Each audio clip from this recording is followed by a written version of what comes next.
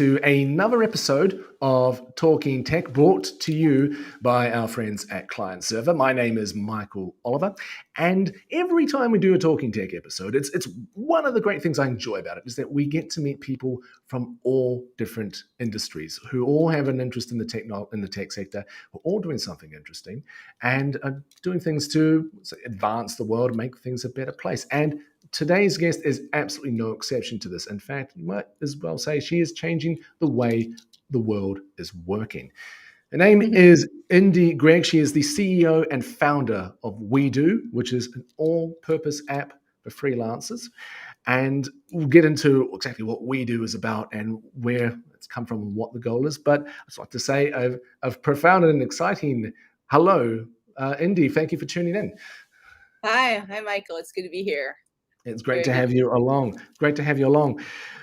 Your journey into the world of tech is sort of by no means conventional. Like it's one of the really interesting backstories. Can you tell me a little bit about how things started for you?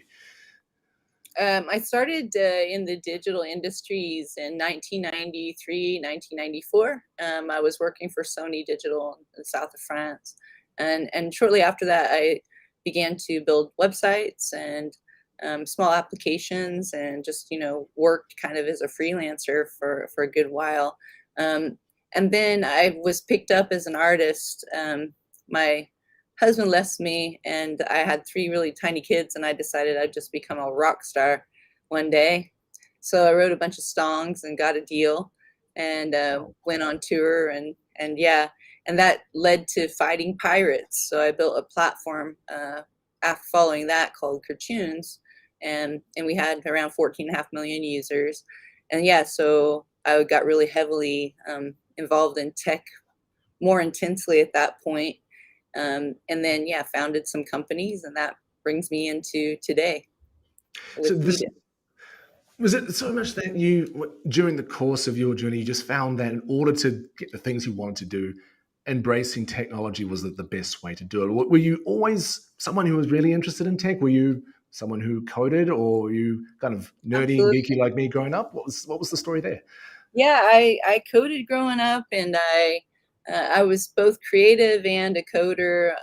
Learned with the MS-DOS and the early systems when we were really small, and just kind of worked my way through HTML, CSS, JavaScript, C, C++, so all the usual suspects Yeah. as technology progressed. So, once you learn one language, it's easier to build off of that. But I think I found later that I was more interested in what kind of tools can make life better for people. So I really focused on that more than just building any old tech for tech's sake, like you do when you're maybe younger, Yeah. exploring. But yeah. Was there a particular language you liked more than others? I mean, I always like asking this question because I feel like it does sort of reveal quite a lot about a person's psyche, particularly in the tech world. Do you like the in-depth kind of axe to the grindstone way of C++, or what kind of tickled your fancy? So I like more creative languages. I think more building languages more than anything, like, JavaScript. And yeah, that's kind of, it's more fun to build things that you can see, I think, more quickly. I don't know. I don't really have a preference for languages. Yeah. I like English. I I have to like say it. English and French, but in the tech world, it really depends. I mean, I use editors a lot, so there's always these shortcuts. So once you kind of get the feel for something, you can mess around with it. And I think it's more depending on what you get used to using most, like in whatever lane you're working in. So I don't think anybody could really say there's a preference, you know. Yeah, Um, absolutely, and what you're building. it's all led you to here you are today as the founder and CEO of WeDo. Can you tell me a little bit about WeDo and what WeDo does? If that's a fun sentence to say out loud, what does WeDo Yeah, do? WeDo saves time, money, and energy for people. Primarily, I mean, we say we're focusing on the freelance market. It's really the independent economy. So we're focusing on uh, helping creators, helping freelancers, helping coaches and consultants remove barriers in their processes. It's basically a neobank at the core of the business, banking services. But on the front end, we offer video, audio, chat, in-stream payments, processing, the ability to broadcast and create communities around your brand or your product or your service, as well as one-to-one and easy payment, invoicing, and contracting. So it's kind of business in a box with social network effect, if that makes sense. You can really create quite a robust environment around yourself and your business using Wedo. Absolutely. So how did that start? Is it, like I said, your background is so interesting. You have certainly got that entrepreneurial streak running through you. What was the opportunity you saw? What made you think this is something that really, this is a problem that needs to be solved?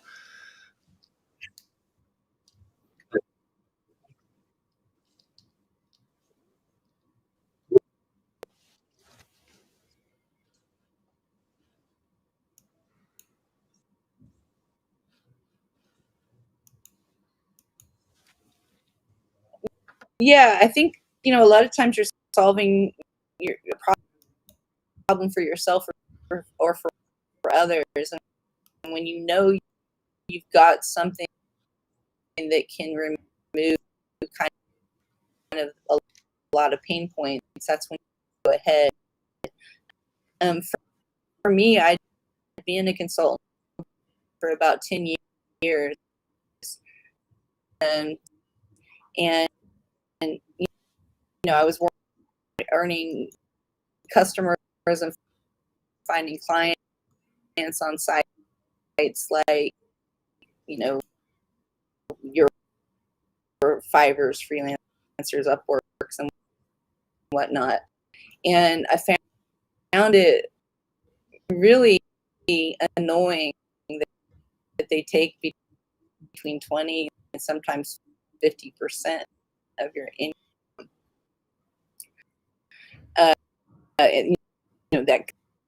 That cut, and it seems sustainable. And for me, that trajectory of freelancing becoming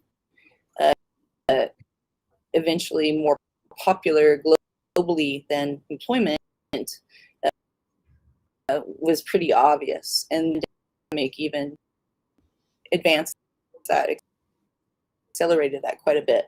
So the idea of 20% on everything, it seems, for half the workforce, seemed kind of unsustainable to me. And basically what a freelancer does is come out onto what they charge the client. And of course, that means the client hiring you is paying an extra. So it just seemed kind of way to cut out the middleman and create a model that would work on banking service and a payment service. Why not do that? People already bank. They already are charged payment fees to process payment. And so since we could do this for a lot cheaper future of work. I think, apologies to those tuning in at the moment. I think we have some slight lag in the audio at the moment. There might be somebody saying looks like there might be having some mic issues. So if there are delays, we apologize for that, and we will push forward as best we can. So my next question, I'm going to hope it comes through, and apologies if it doesn't. You mentioned that COVID sort of precipitated a lot of the work and the thinking that went into Wedo, and you founded it in February 2020. So it's sort of like right on the brink of the pandemic, taking off. So tell us a little bit like what was that like? Because there's by no means ideal circumstances to be launching any business, much less one which is sort of focused on a very particular niche area like freelance. What was that experience like? To be honest, I don't feel like it changed anything, the fact that COVID was present. it probably just made me want to work harder and be more intensely focused. Because I think the one gift that COVID gave most people was the gift of time Mm. due to the lockdowns. So launching a business during COVID for me is the same as launching at any other time, considering uh, that for female entrepreneurs, it's always a little bit more difficult than it is for our male counterparts, in terms of raising capital or in terms of, finding people or partners who can work with you and take you seriously. So I just treated it like it was any old day. But I was determined, whether COVID was coming or not, to get the job done. I'm one of these people that once I have an idea that I know I can pursue, that I just go all the way home with it. But it doesn't happen that often. I don't Yeah. just get involved in any old project. I'm very particular about, is this idea sustainable? Will the model work? Uh, does this solve problems for people? Is this something that's totally scalable? And for me, this ticked all the boxes. It made sense to do it, even though I didn't know COVID was coming when I started. And yeah, so I think COVID made it even more interesting because you could see the acceleration of the side hustle, people losing their jobs at a relatively rapid pace during COVID.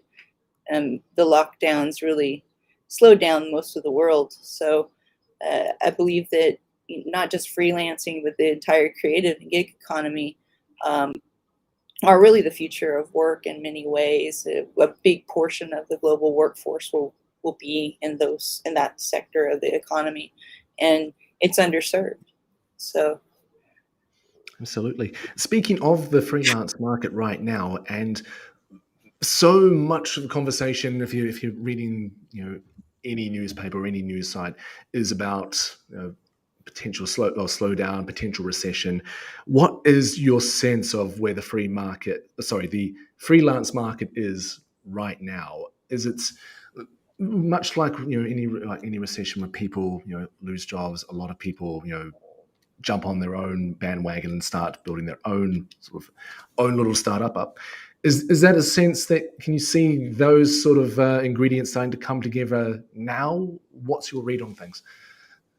I think that with a imminent global recession, which it seems as though we may be heading into, more and more companies are going to be driving lean teams and lean organizations. So that means they'll be getting rid of a fair number of people in order to stay lean.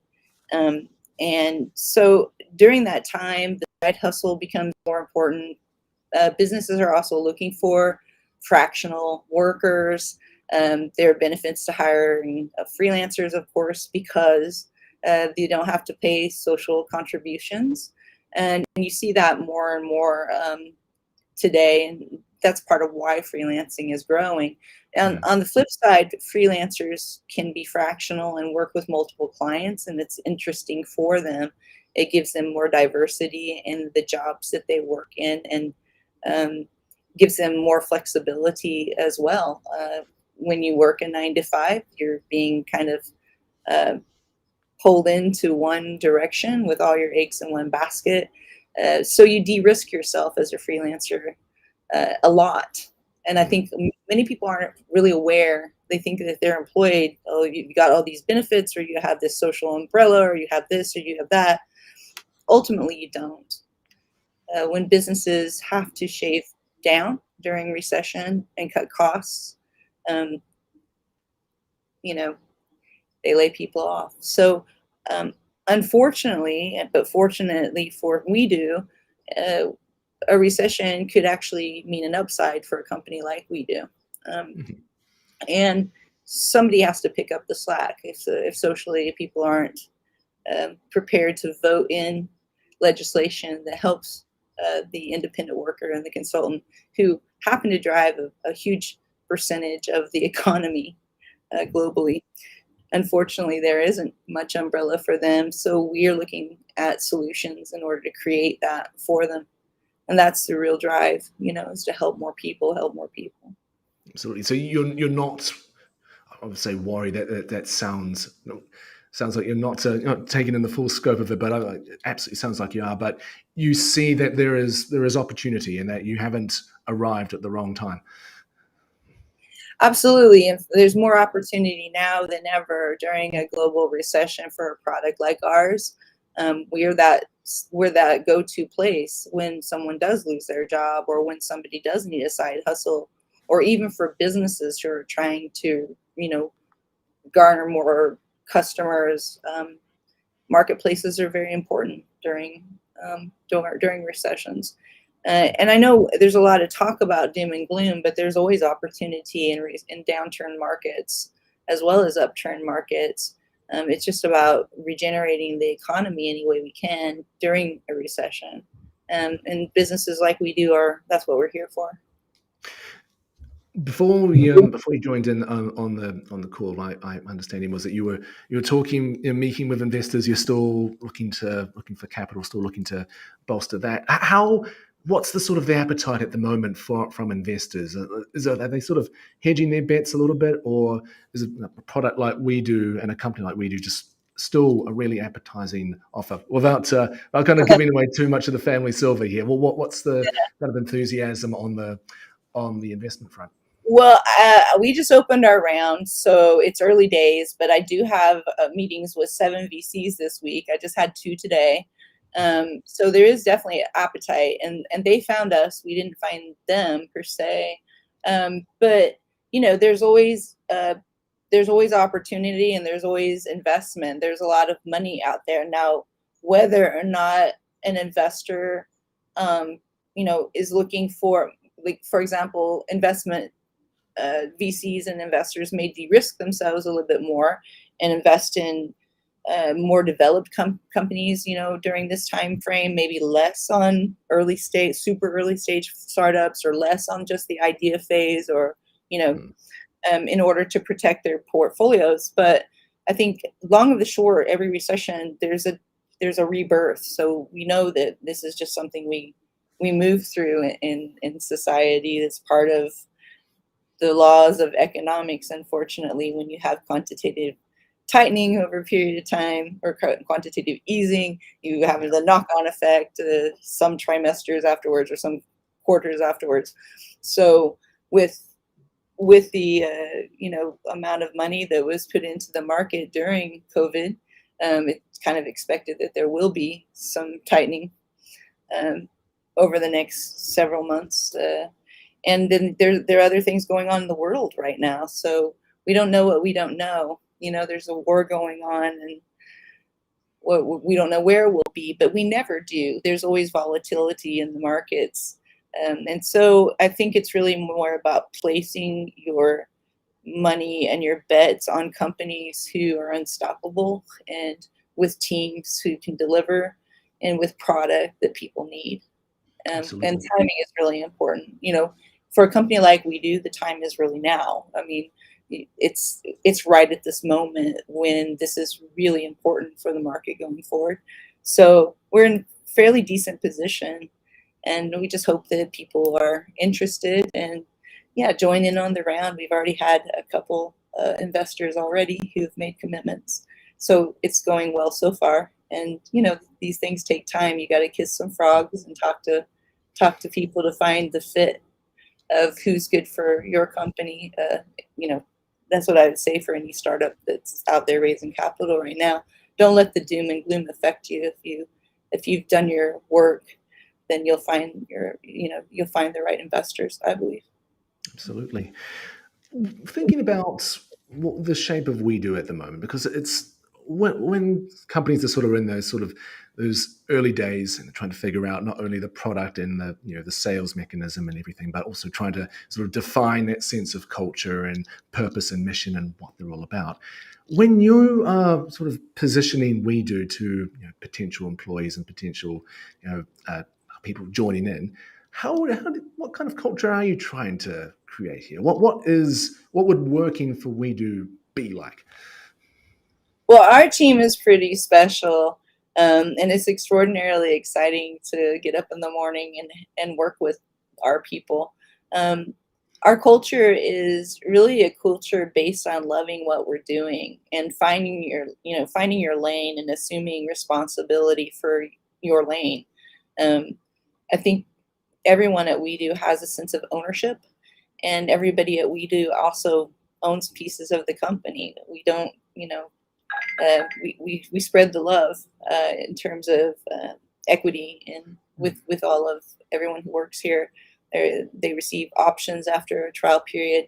Um, they have a lot of fun.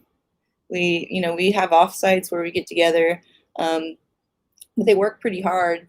It's Mm. not unlikely for the design team to hang out at night together and knock something out and just have good fun together and bounce creative ideas. Our tech team are very driven. I meet with them every morning for the morning stand up. They're pretty incredible. Product team's the same. Just great people, really great people. And so, yeah, it's an environment where if you believe in pulling your weight and you believe in looking after your coworkers and helping each other out, then you probably get on really well at We Do. So you are from, obviously, from the US, but you are based in the UK. Is there a sense of building the company within the UK? Is there thoughts about establishing teams outside in different markets? What's the vision Yeah, there? we have teams outside in different markets. We have a team in Spain of 9 people. We have a team in the US of 6 people, and we have some team members also in the UK. Mhm. 4 or 5 people. So the majority, and then we have a tech team that are in Turkey and in India.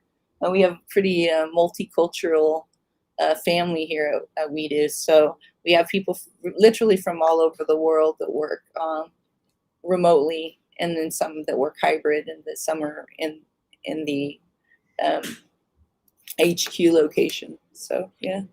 And so that's one of the things that a lot of businesses, particularly those in the tech sector, during the time of COVID, were saying that even, if there's one industry which was sort of, you know, likely to sort of embrace sort of remote teams and remote working and, still maintain that sense of culture and purpose, it was the tech industry, because Mm, this is what, yeah, they're already reality doing it. is already That's doing. definitely, yeah, But, yeah. and how has so you said that's a fairly a large sort of geographical gap. You've got people stateside, Europe, UK, as well as India. How have you found kind of keeping that together? Is it the sense that once you get the mission, once you get the values all kind of in sync, it doesn't really matter where people are. They kind of buy into it and they just go from there. Well, it's flexible work anyway. So we really work on OKRs and KPIs. So, each individual has a set of goals for their day, for their week, and for that month, for that quarter. And so we don't care when they do the job as long as they get the job done. And that Mm. means a lot of people will, maybe take their morning off and work, East Coast time, even if they're in the UK or Europe, or, um, you know, the Indians, they start a little bit later their work day so that they're in sync with the European time zone, and um, East Coasters will tend to maybe start their day to coincide. So it works really well regardless of geographic barriers. I think the funny thing about COVID is you couldn't see your neighbor, so you were zooming with your neighbor anyway, right? So, and it didn't matter that it was your neighbor, or it doesn't really, distance doesn't matter when you're working in real time with people. And we do get together. It is important to meet every once in a while face to face. So we schedule meetings and with small teams and small pods, so that people can get together and work together and meet face to face, and understand each other's body language. So you kind of get a vibe of, okay, when we're on chat, oh, he's probably thinking this or she's probably thinking that. Um, and we have a habit of actually talking to each other and turning our cameras on face to face so that Mhm. we um, feel connected, even though we might not be in the same room. I think the one thing it does do is drive efficiency, because there are a lot of distractions in office culture, and a lot of creativity, especially in design and tech, requires focus. So distractions are not welcome when you're working on a block of something you don't want to hear the office gossip or whatnot. So it can be actually a lot more efficient to drive hybrid teams. Absolutely. And do you I guess as an American, you obviously you get back home every now and then. Do you visit the other offices? How often do you kind of touch base like in person? Yeah, I was just in the UK a couple weeks ago, and I was out in Las Vegas meeting with our team that's in California, and then we were at a offsite in San Diego. So, we get around, and it really is a ton cheaper than renting office space in any big city to have smaller spaces where people to get together doing offsites, and who are near enough to each other that they can organize events together. So that's really our plot, is to have huddles, like little hubs of where people can get together and work together within a good close proximity without having the overheads of office and everything else. So yeah. Absolutely. Well, the big story, certainly from us working in the hiring market, is that it's insanely hard to find people, and that people are developers in particular in the tech sector are if they're being interviewed for a job, that chances are they're being interviewed for at least three or four others. Certainly, Yeah. the competition for talent is intense. How have you found that? What is the because you have a really interesting value proposition, and what you've just described seems to be the ideal environment for any techie to want to work in. But how have you found actually getting people to sign up and come on board? I've found it awesome. Yeah. The right people will be attracted to what you're offering and the quality of the type of product that you're building and the reasons for building it. Wedo's a really exciting project. It's the type of project that, you know, could really change lives for a lot of people. And I think that is also part of the motivation. It's not always just salary. Um, Mm, in a competitive market, there are multiple factors. Lifestyle is a big one. Flexibility is a big one, and the overall culture. If you're working with jerks, if this is going to be, this might be really cool and elite, but what quality of life? I think more and more, especially young people, care more about who they work with and how cool it's going to be to hang out and do their job and actually enjoy it.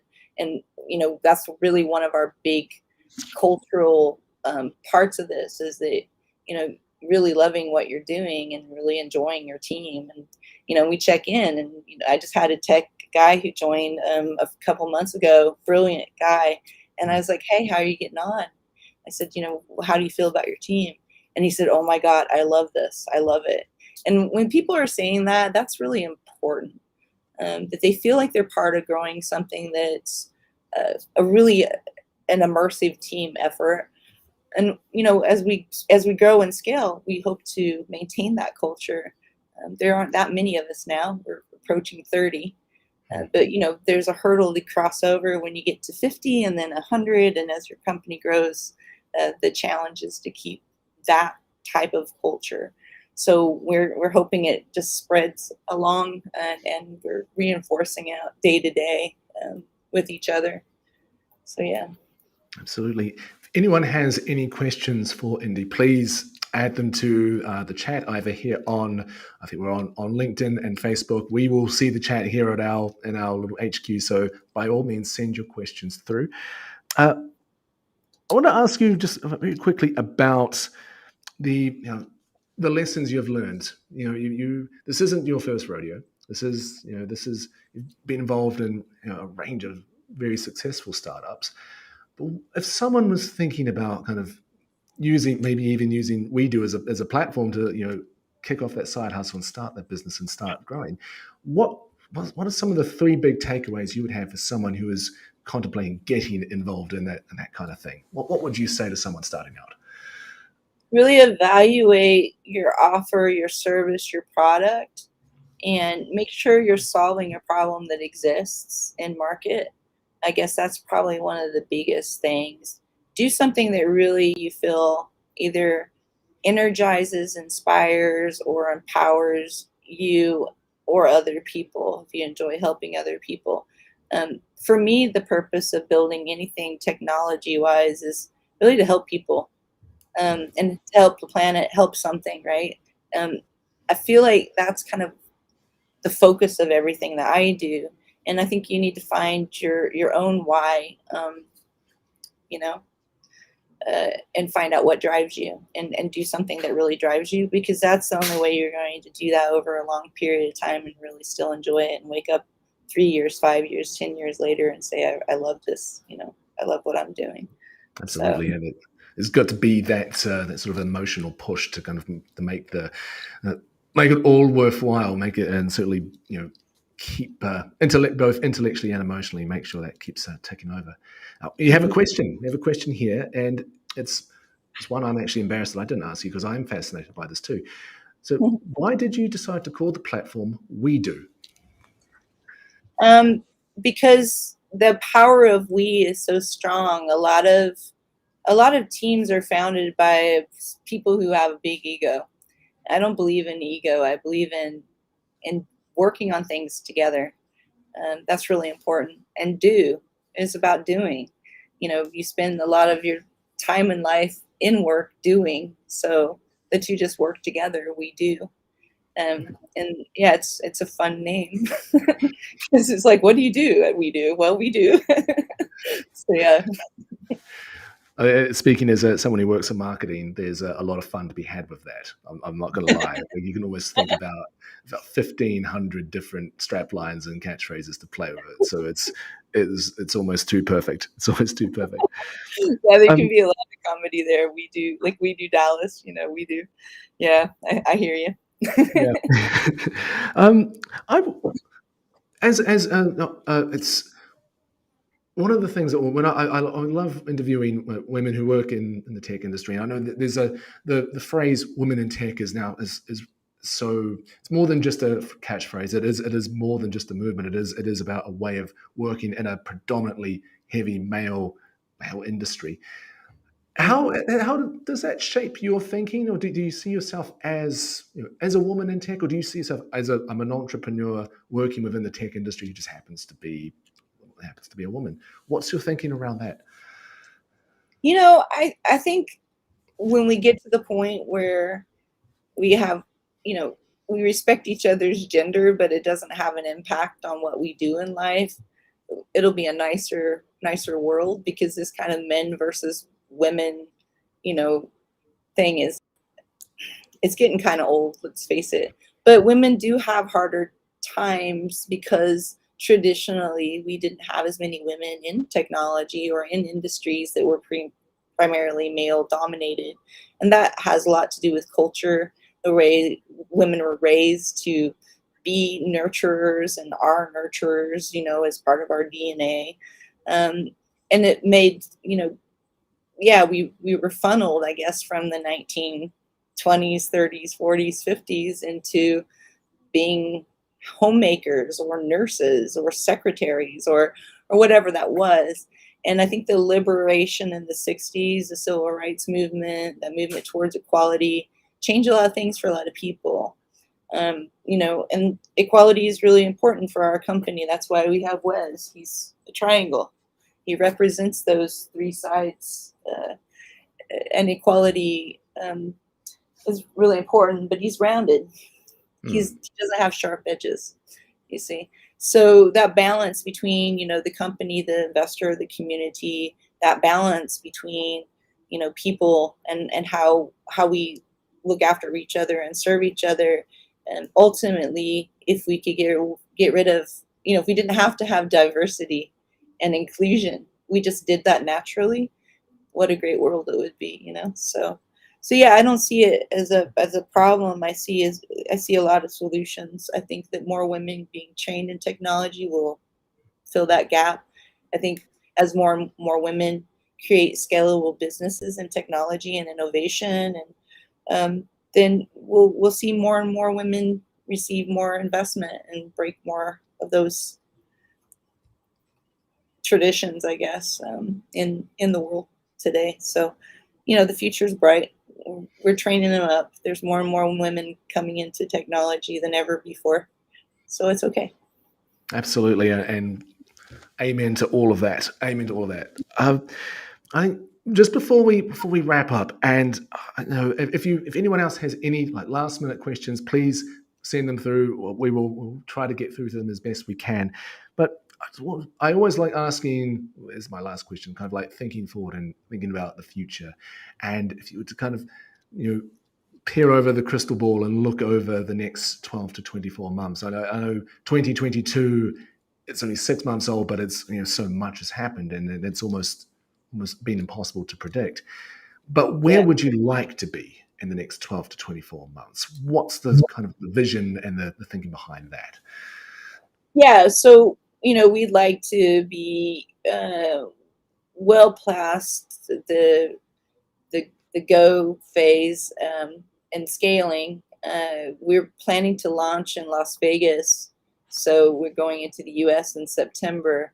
Um, we, with the best intentions, we'd like to be scaling relatively quickly, Mm, and going into our Series A and potentially our Series B, to expand by the end of 2022, early 20 sorry 2023, early 24.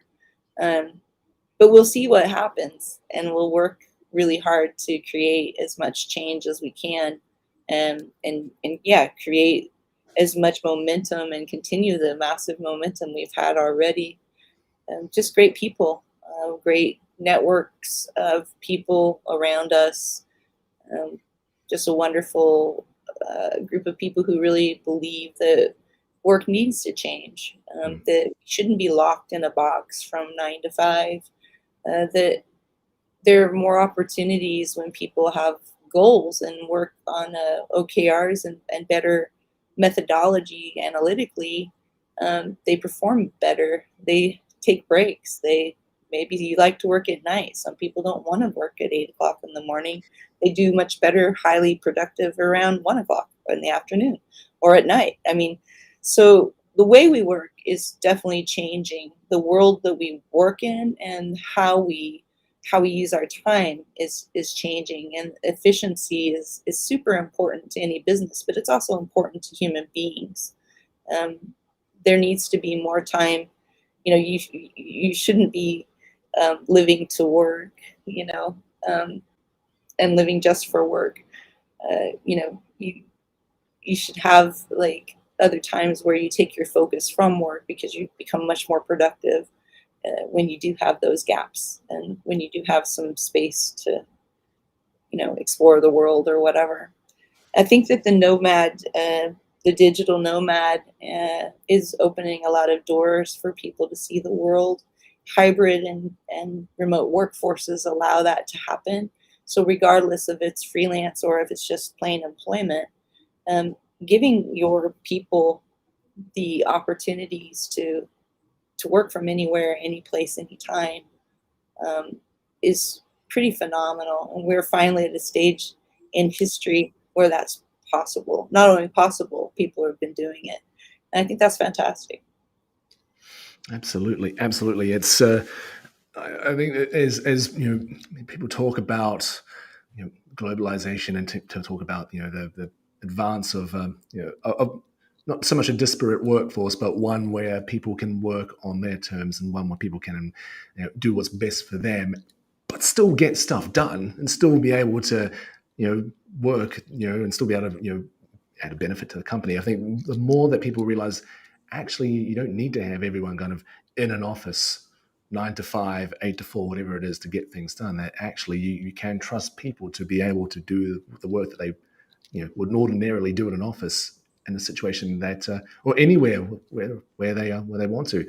I think that one of the best kind of analysts on this said that if someone was to they're the sort of people who take the piss in the office, they're Yeah. going to take the piss remotely as well. Like, but Yeah. people will be productive and work and you know move towards doing things which are have meaning and kind of nurture their intellectual and creative side regardless of where they are. And so something Yeah. like this which makes that a real possibility and makes it, as strips away the the red tape of that sort of thing, is Yeah. only be good.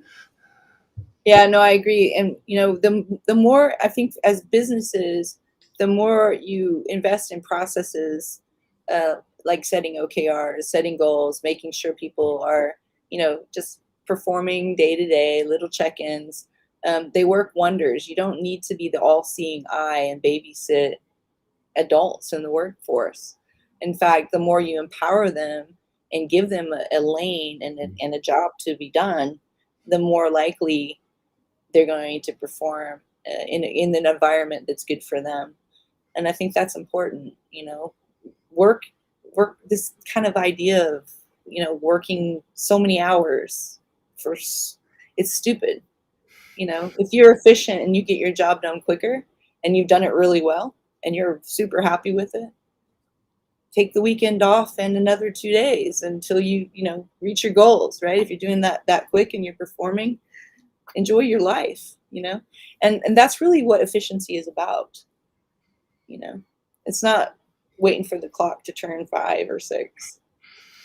Yeah. Absolutely. I mean, this is regardless of what people say, and like the push to get people back into the office, and things have to be done a certain way. Like this is the reality. This is the way people will want to work. And I think even from us working in hiring world, particularly in the tech sector, we know that if businesses aren't being prepared to offer, not so much hybrid, but remote first, they're going to lose a big chunk of potential talent, because people Yeah. have not only got a taste for it now, but this is the way they're living, this is the way they're working, and they want to work. And if businesses don't want to offer that, that's fine. They're going to miss out because their competition will. So Yeah, I mean, I it's a find it. reality. I agree 100%, especially in tech, and even in design. A lot of designers, you have so much, in my opinion, you have better focus when you're not around any noise, or you don't have any distractions. It's much easier to really, really focus. And then when you're working in teams like Microsoft Teams or Slack or any of these environments, you always have the opportunity to take a pause and review. And if you're using agile, to get your stand-ups all organized, and you have milestones to hit, everybody knows what they need to do. They don't need, again, any babysitting in some Mm. office, living their life looking out at stacks or whatever, hour and a half commute to an office in a big city. It's just it's it's a waste of time. So yeah. Absolutely.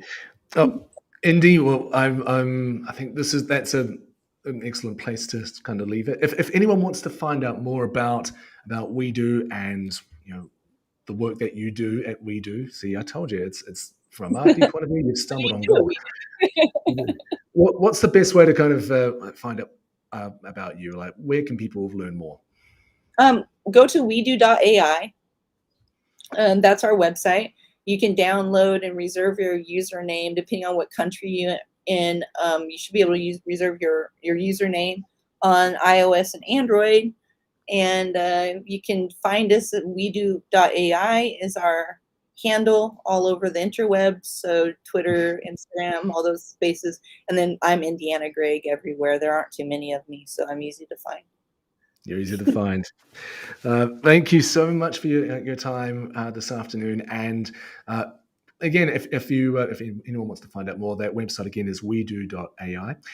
And we'll be back again in a couple of weeks with another episode of Talking Tech. Please follow us on our LinkedIn at Client Server.